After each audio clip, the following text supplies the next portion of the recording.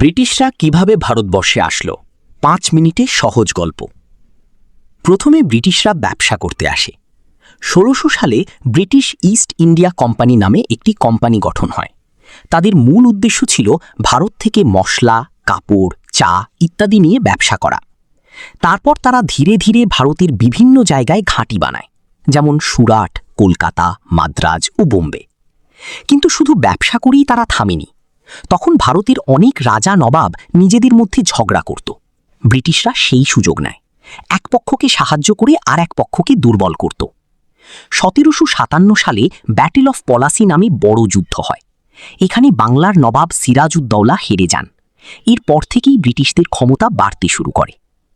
এরপর তারা ধীরে ধীরে পুরো ভারত দখল করতে থাকে। কৃষকদের ওপর কর বাড়ায়, দেশের সম্পদ ইংল্যান্ডে নিতে থাকে আর ভারতকে নিজেদের শাসনের অধীনে আনে।